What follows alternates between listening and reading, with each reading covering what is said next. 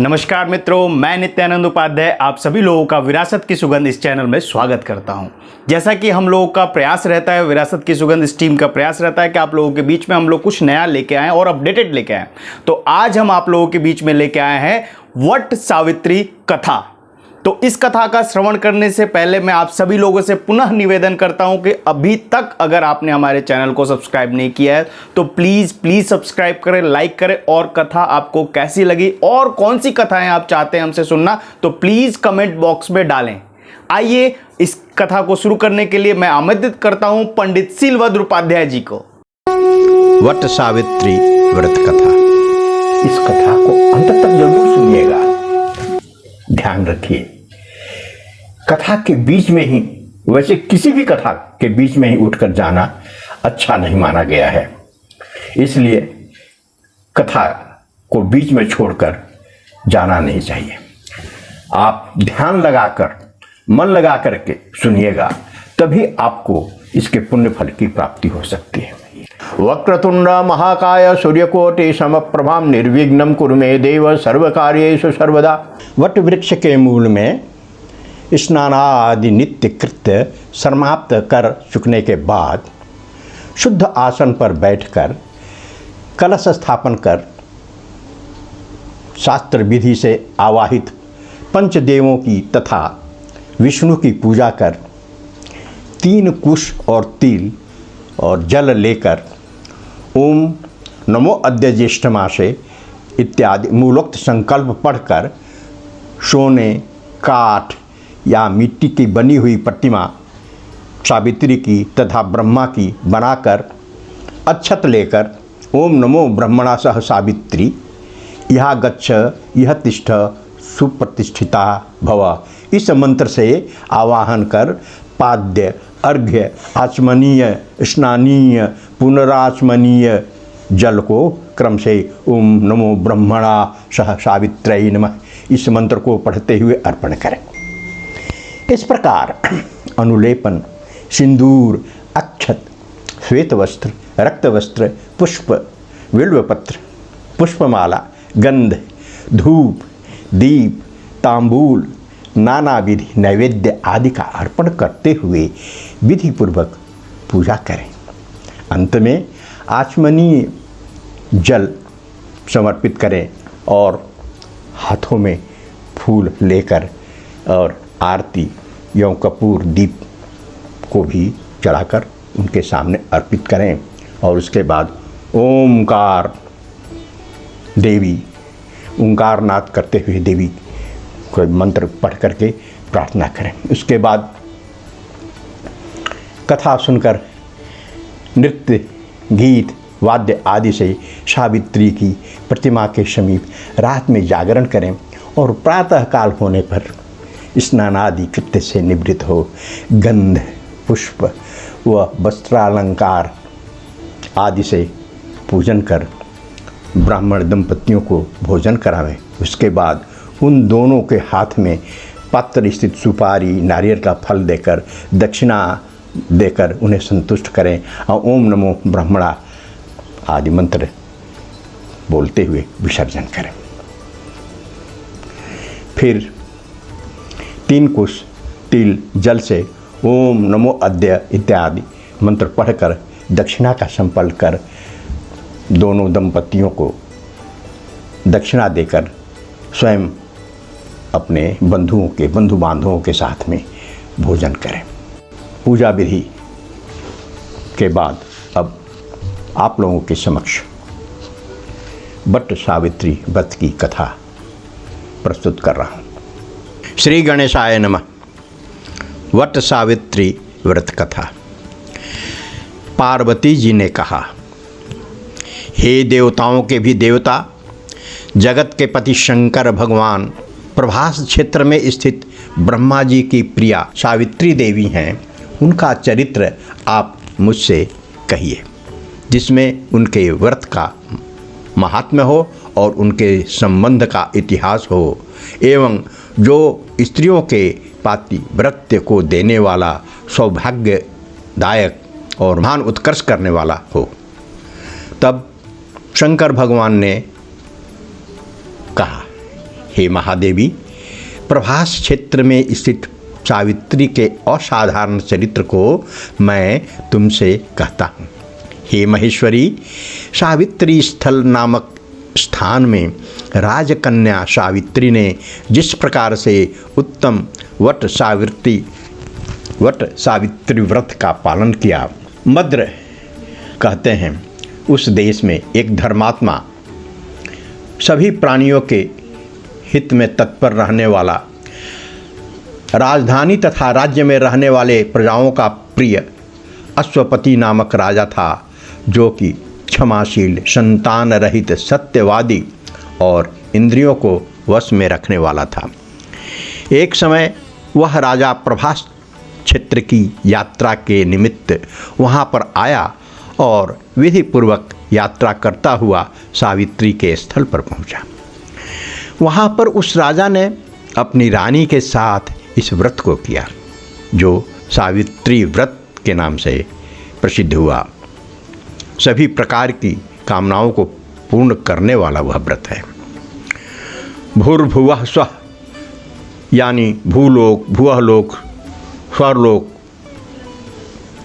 इस मंत्र की साक्षात मूर्ति बनकर स्थित श्री ब्रह्मा जी की प्रिया सावित्री देवी उस राजा पर प्रसन्न हुई।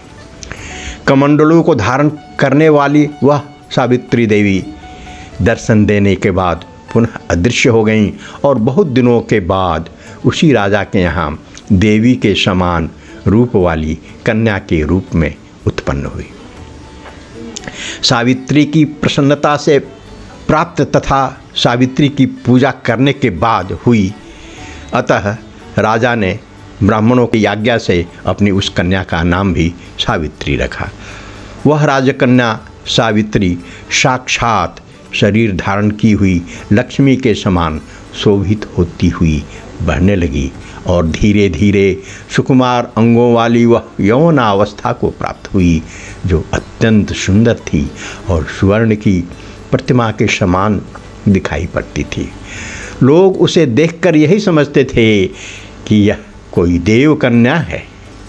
कमल के समान विशाल नेत्रों वाली एवं तेज से अग्नि के समान तेजस्वी हुई वह सावित्री महर्षि भृगु द्वारा कहे गए सावित्री व्रत को करने लगी। व्रत के आरंभ में सुंदर वर्ण वाली उसे उपवास करके सिर से स्नान की हुई सावित्री देवता की प्रतिमा के पास जाकर अग्नि में हवन करके ब्राह्मणों से स्वस्ति वाचन कराया और उन ब्राह्मणों से अवशिष्ट पुष्पांजलि ग्रहण करके सखियों से घिरी हुई लक्ष्मी देवी के समान सुंदर रूप से सुशोभित हुई।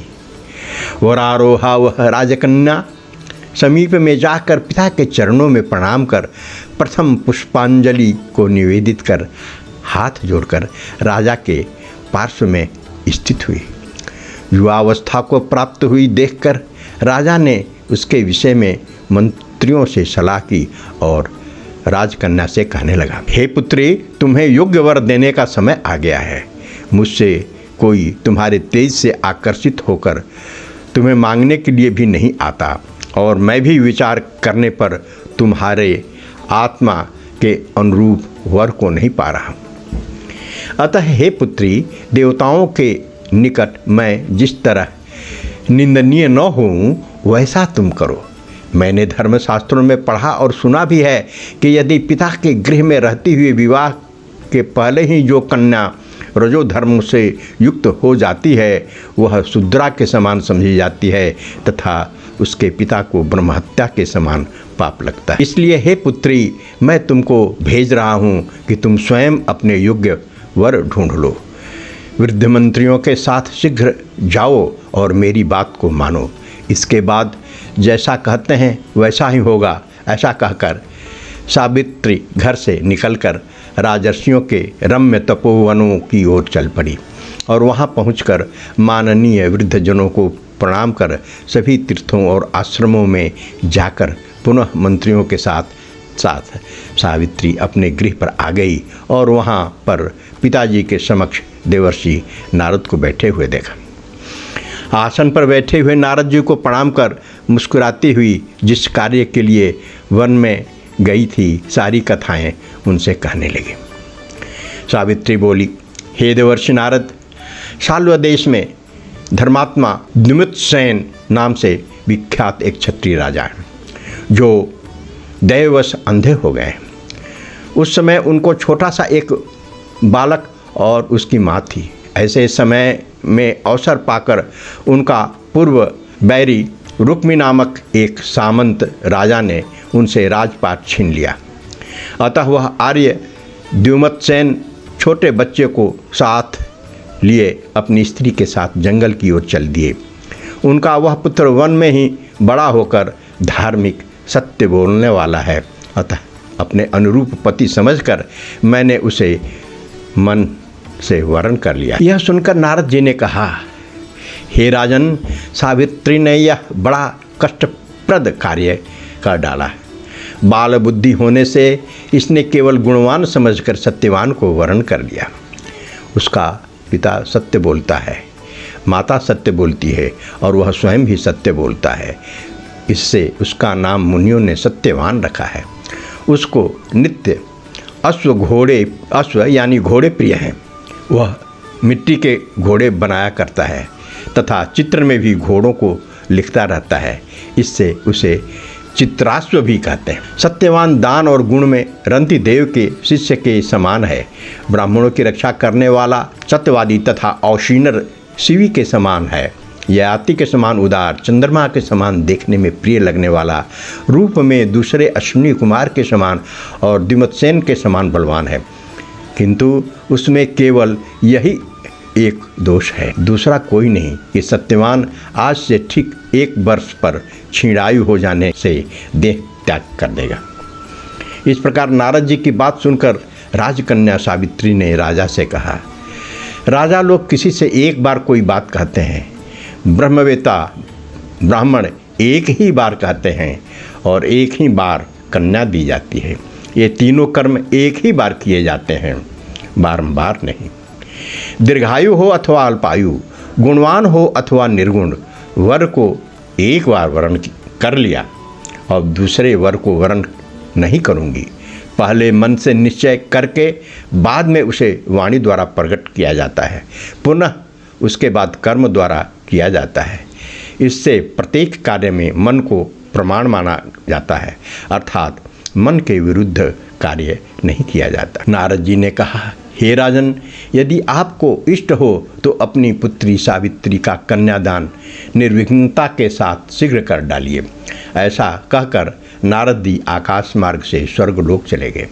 उसके बाद राजा ने भी शुभ मुहूर्त के समीपवर्ती वेदों के पारगामी ब्राह्मणों के द्वारा पुत्री सावित्री का विवाह संबंधी सभी कार्य संपन्न किया और तन्वंगी सावित्री भी मनोभिलषित उस सत्यवान नामक पति को पाकर ऐसी प्रसन्न हुई जैसे कोई पुण्यवान पुरुष स्वर्ग को देखकर प्रसन्न हो। पुनः शिव जी पार्वती से कहते हैं, हे पार्वती, इस प्रकार उस आश्रम में सावित्री और सत्यवान के कुछ समय व्यतीत हुए। उस समय केवल एक भार्या सावित्री ही ऐसी थी कि जिसके चित्त में रात दिन जो नारद की कही हुई बात थी उसकी याद बनी रहती थी। उसके बाद बहुत दिन बीत जाने पर वह समय मरण काल का आ गया कि जिसमें सत्यवान को मरना था। तिथि को सायंकाल में आज से चौथे दिन मेरे पति को मरना चाहिए, यह सोचकर 3 रात्रि तक निराहार व्रत रहने का उद्देश्य रखकर रात दिन आश्रम में स्थिर रूप से रहने लगी। इसके बाद 3 रात्रि बीत जाने पर प्रातःकाल मरण तिथि वाले दिन स्नान कर देवताओं का तर्पण करने के बाद चारुहासिनी सावित्री ने सास ससुर का पदवंदन किया। इसके बाद जब कुल्हाड़ी लेकर सत्यवान जंगल की ओर चला तब जाते हुए अपने पति के पीछे पीछे सावित्री भी चली। वन में पहुंचकर सत्यवान जल्दी से फल फूल समिधा और कुशा तथा सूखी लकड़ियों को इकट्ठा कर ले जाने योग्य भार बनाने लगा। काटते काटते उसके सिर में पीड़ा होने लगी, जिससे उस कार्य को छोड़कर बट वृक्ष की एक शाखा का सहारा लेकर सावित्री से कहने लगा, हे सुंदरी, सिर की वेदना मुझे दुख दे रही है, अतः मैं तुम्हारी गोद में क्षण भर सोना चाहता हूँ। सावित्री ने दुखित होकर कहा, हे महाबाहो, आप विश्राम करें, पीछे हम श्रम को दूर करने वाले आश्रम को चलेंगे। जैसे ही पृथ्वी पर बैठी हुई सावित्री ने सत्यवान के सिर को अपनी गोद में रखा, वैसे ही उसने कृष्ण मिश्रित पिंगल वर्ण वाले किरीटधारी पीत वस्त्र पहने हुए साक्षात सूर्य के समान उदित हुए पुरुष को देखा। उसे देखकर सावित्री प्रणाम कर मधुर वचनों में उससे कहने लगी, आप देवताओं अथवा दैत्यों में से कौन हैं जो मुझे धर्मच्युत करने के लिए आए हैं? मुझे अपने धर्म से च्युत करने के लिए कोई सामर्थ्य नहीं है, क्योंकि हे पुरुष श्रेष्ठ, मुझ झदकती आग की लपट के समान ही समझिए। यमराज ने कहा, मैं सब प्राणियों के लिए भयंकर तथा कर्मानुसार उनका उचित दंड देने वाला यम हूँ। सो हे पतिव्रता सावित्री, समीप में पड़े हुए तुम्हारे इस पति की आयु समाप्त हो गई है। इसे यमदूत पकड़कर नहीं ले जा सकेंगे, इसलिए मैं स्वयं आया हूँ। ऐसा कहकर फांस को लिए हुए यमराज ने सत्यवत यानी सत्यवान के शरीर से अंगुष्ठ मात्र शरीर वाले पुरुष जीवात्मा को बलपूर्वक निकाल लिया। इसके बाद पितृगण से सेवित जमपुरी के मार्ग की ओर चलना शुरू किया तो वरारोहा सावित्री भी उसके पीछे पीछे चली। यम ने पतिव्रता होने के नाते चलने में न थकती हुई उससे कहा, हे सावित्री, एक मुहूर्त हुआ तुम यहाँ तक मेरे साथ आ गई, अब लौट जाओ। हे विशाल नेत्रों वाली, कोई जीव बिना आयु समाप्त हुए इस यमपुरी के मार्ग पर नहीं आ सकता। सावित्री ने कहा, आपके जैसे विशिष्ट पुरुष के साथ पति का अनुगमन करती हुई मुझे कभी भी शर्म या ग्लानि नहीं हो सकती। सज्जनों की गति सहारा एकमात्र सज्जन ही है, दूसरा नहीं। इसी प्रकार स्त्रियों की गति उनका पति, वर्णाश्रमों की गति वेद और शिष्यों की गति गुरु है। इस पृथ्वी तल में सब प्राणियों के स्थान हैं, किंतु स्त्रियों के लिए तो एकमात्र पति को छोड़कर दूसरा कोई आश्रय स्थान नहीं है। इस प्रकार से धर्म तथा अर्थ से भरे हुए सुंदर मधुर तथा वाक्यों से भी सूर्यपुत्र यमराज ने प्रसन्न होकर सावित्री से यह बात कही। यमराज ने कहा, हे भामिनी, मैं तुमसे प्रसन्न हूँ, तुम्हारा कल्याण हो, तुम मुझसे वर मांगो। उस सावित्री ने भी विनय से सिर झुकाकर अपने लिए राज्य पाने का वर मांगा और अपने महात्मा ससुर के लिए देखने की शक्ति पाने के साथ साथ पुनः राज्य प्राप्ति यूँ अपने पिता के लिए 100 पुत्रों की तथा अपने लिए भी 100 पुत्रों की प्राप्ति के लिए वर मांगा तथा पति के लिए पुनर्जीवन दान एवं निरंतर धर्म की सिद्धि प्राप्त करने का वरदान मांगा। इस प्रकार वर मांगने पर धर्मराज यमराज ने भी उसे अभीष्ट वर प्रदान कर वापस किया। उसके बाद सावित्री पति का जीवन दान प्राप्त कर प्रसन्नचित्त होती हुई अपने पति के साथ शांति से अपने आश्रम को चली गई। उसी सावित्री ने ज्येष्ठ की पूर्णिमा के दिन इस सावित्री व्रत को किया था, जिसके प्रभाव से राजा ससुर को पुनः नेत्र की प्राप्ति हुई। उसके बाद उन्हें निष्कंटक अपने देश तथा राज्य की प्राप्ति हुई और सावित्री के पिता को 100 पुत्र तथा सावित्री को भी 100 पुत्र प्राप्त हुई। इस प्रकार सावित्री व्रत के संपूर्ण महात्म्य को मैंने तुमसे कह दिया। पार्वती ने कहा, हे देव, सावित्री के द्वारा किया हुआ वह महान व्रत किस प्रकार का है और ज्येष्ठ मास में उसका विधान कैसे किया जाता है? हे विभो, उस व्रत के देवता कौन हैं? कौन कौन मंत्र हैं? क्या फल है? सो हे महेश, इस सनातन धर्म को विस्तार पूर्वक आप मुझसे कहें। ईश्वर यानी शंकर जी ने कहा, हे देव देवेशी, सावित्री व्रत को आदरपूर्वक सुनो। हे महेश्वरी, उस सती सावित्री ने जिस प्रकार से इस व्रत को किया उसे मैं कह रहा हूँ। हे वामिनी, ज्येष्ठ शुक्ल पक्ष की त्रयोदशी तिथि के दिन प्रातः दंत धावन कर चुकने के बाद 3 रात्रि तक उपवास करने का नियम करें। यदि व्रती अशक्त उपवास करने में असमर्थ हो तो जितेंद्रिय होकर त्रयोदशी की रात्रि में उपवास कर और चतुर्दशी के दिन बिना मांगे प्राप्त हुए अन्न को ग्रहण करे तथा पूर्णिमा के दिन उपवास कर। हे सुश्रोणी, प्रतिदिन तालाब, नदी तट या झरना अथवा पांडुकूप में स्नान करने से सर्व स्नान का फल प्राप्त करें।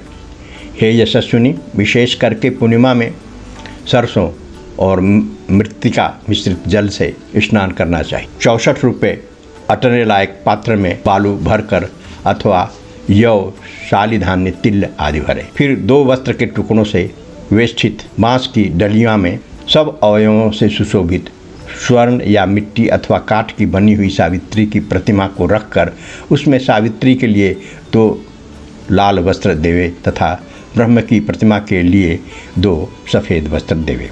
इस प्रकार से ब्रह्मा के साथ सावित्री का यथाशक्ति गंध, पुष्प, धूप, दीप, नैवेद्य आदि से पूजन करें। पूर्ण तैयार हुई तरोई, कोहड़ी, नारियल, खजूर, कैथ, अनार, जामुन, जंबीरी नींबू, नारंगी, अखरोट, कटहल, जीरा, काली मिर्च के टुकड़े, गुड़, सेंधा नमक एवं अंकुरित सप्त धान्य को बांस की बनी हुई डलिया में रखकर रेशमी वस्त्र से वेष्टित कर कुमकुम केसर के रंग से रंग देवे। इस प्रकार से ब्रह्मा जी की प्रिया सावित्री की स्थापना होती है। ब्रह्मा के साथ उस सावित्री प्रतिमा का मंत्र के साथ पूजन करें। अन्य पुराणों में यह मंत्र कहा हुआ है जिसके पूर्व में ओंकार यह वर्ण है। ऐसी वीणा और पुस्तक धारण करने वाली वेदों की जननी हे देवी, तुम्हें नमस्कार है। मुझे विधवा न होने का वरदान दो।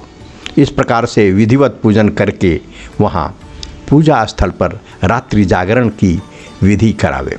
गाने बजाने के साथ नर नारी वृंद मिलकर नृत्य शास्त्र में विशारद के साथ नाचें और हंसी खुशी के साथ रात्रि व्यतीत करें और सावित्री की कथा अच्छे ब्राह्मणों द्वारा गीत, भाव तथा रस के साथ प्रभात होने तक कहलवाएं। इस प्रकार से सावित्री का ब्रह्मा के साथ विवाह विधि संपन्न कर 7 द्विज दंपतियों को श्वेत वस्त्र पहनाकर सभी सामग्रियों से युक्त गृहदान देना चाहिए और वेद के ज्ञाता ब्राह्मणों को सावित्री की प्रतिमा देवे। इसके बाद सावित्री कल्प, सावित्री विषयक पूजा पद्धति जानने वाले, सावित्री कथा के वाचक, ज्योतिषी, उच्च वृत्ति वाले, खलिहान में बिखरे अन्न को बीनकर जीविका चलाने वाले, दरिद्र, अग्निहोत्र कर्म करने वाले ब्राह्मण को इस प्रकार विधिपूर्वक सावित्री प्रतिमा का दान दे। उसी पूर्णिमा के रात्रि में वट के नीचे 14 द्विज दंपतियों को निमंत्रित करें। उसके बाद प्रभात समय में उषा काल उपस्थित होने पर भक्ष्य, भोजन आदि सामग्री को सावित्री स्थल वट वृक्ष के नीचे ले आवें।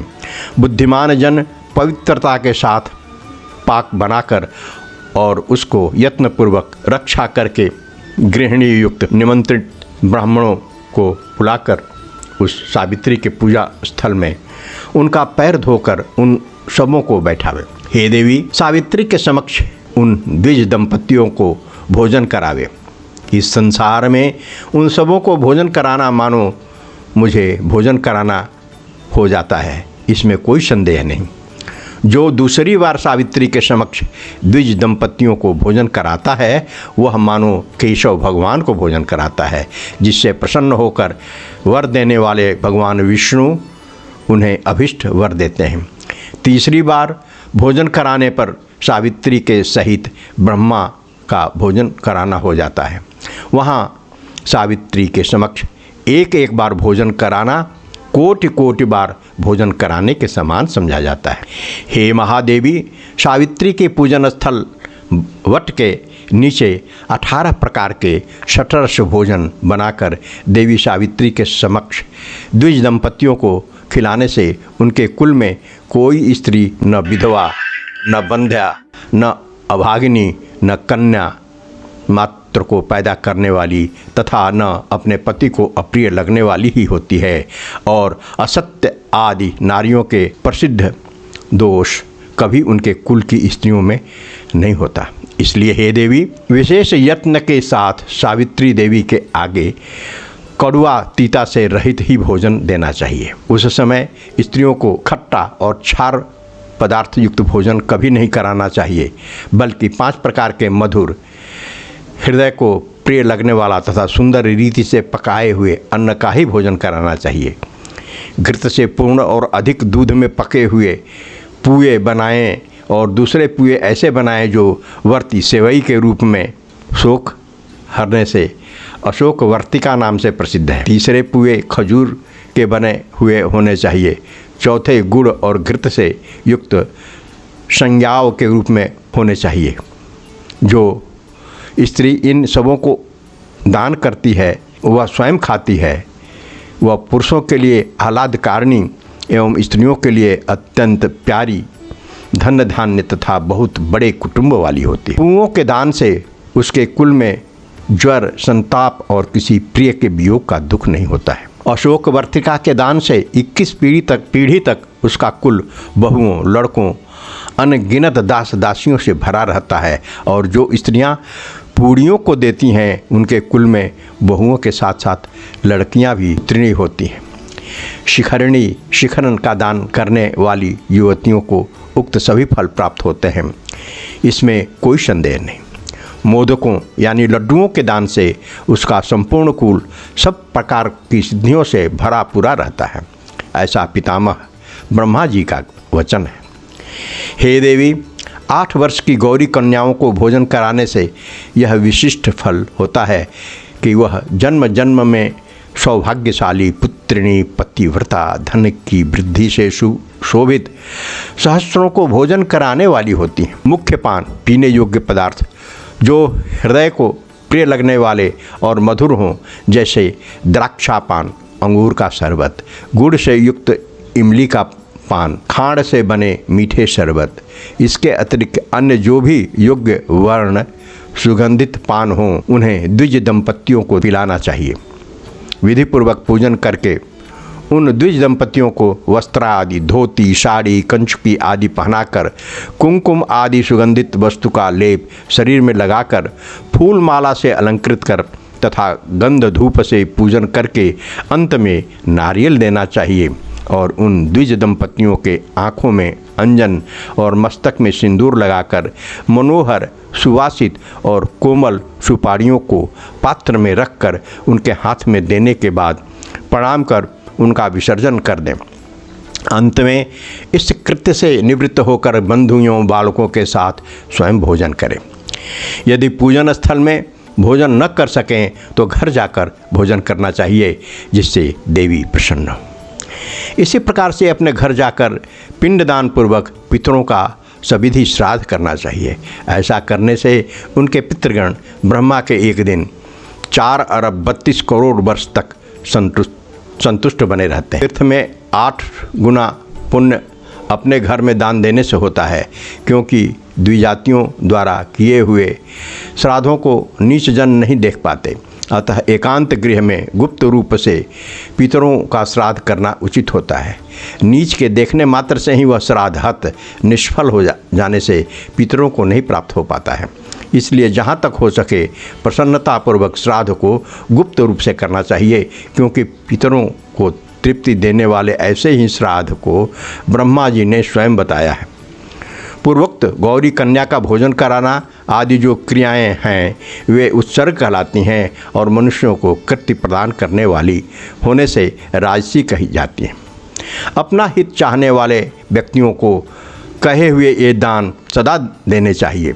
यदि सात्विक फल की चाहत है तो श्राद्ध में विशेष रूप में इस प्रकार के दान देने चाहिए, जैसा कि ऊपर कहा आए। हे देवी, सावित्री व्रत का उद्यापन सभी प्रकार के पापों से छुटकारा पाने के लिए मनुष्यों को अवश्य करना चाहिए। इसके करने से इच्छा या अनिच्छा से किए हुए सभी पाप तत्क्षण नष्ट हो जाते हैं। जो लोग इस प्रकार से वट सावित्री की यात्रा करते हैं उनको इस लोक में सौभाग्य, धन धान्य, सुंदर स्त्रियां विविध रूप में प्राप्त होती हैं। इस यात्रा विधान को जो कोई मनुष्य भक्तिपूर्वक करता है या उस वट सावित्री व्रत कथा को सुनता है वह पापों से छुटकारा पा जाता है। हे देवी, जो पुरुष ज्येष्ठ की पूर्णिमा के दिन विधिपूर्वक सावित्री के पूजन स्थल वट वृक्ष की 108 या 54 अथवा 17 प्रदक्षिणा यत्नपूर्वक करते हैं तो उनके द्वारा अज्ञानपूर्वक किए हुए अगम्या स्त्री के साथ गमन रूपी पाप अथवा अन्य भी किए हुए पाप नष्ट हो जाते हैं। इसमें कोई संदेह नहीं। जो उक्त सावित्री के स्थल बट वृक्ष के नीचे जाकर संध्या वंदन किया करते हैं और अपनी पत्नी के हाथ से लाए हुए पांडुकूप के जल से स्वर्ण की झारी अथवा मिट्टी की झारी से हे भामिनी जल ले आकर संध्योपासन करते हैं, उनके द्वारा 12 वर्ष तक की संध्योपासना की हुई मानी जाती है। पांडुकूप में स्नान करने में अश्वमेध यज्ञ का फल होता है, दान देने में 10 गुना फल और उपवास करने तथा सुनने में अनंत फल होता है। यह कथा सुनने के बाद श्रद्धापूर्वक आरती करें और प्रेम से बोलिए सती सावित्री की जय, गौरी शंकर की जय, लक्ष्मी नारायण की जय। बहुत बहुत धन्यवाद पंडित जी कि आप आए और आपने हमें बट सावित्री व्रत कथा सुनाया, और मुझे आशा ही नहीं पूर्ण विश्वास है कि हमारे सारे व्यूवर्स को बहुत ही अच्छा लगा होगा। और पुनः एक बार और कहना चाहता हूं कि आपको अगर कोई भी कथा आपको सुनना है और आप चाहते हैं कि उसे लाइव आप सुन सके तो आप प्लीज़ हमें कमेंट बॉक्स में डालें, और कैसा लगा आपको ये कथा और ये प्रयास हमारा, प्लीज़ हमें कमेंट करें, ताकि हमें ही हमारे साथ साथ हमारी पूरी विरासत की टीम को एक बार और कुछ अपनी ओर से आपके सुझाव से अपने आप को अपडेट करने का मौका मिले। तब तक के लिए आभार, अभिनंदन और नमस्कार।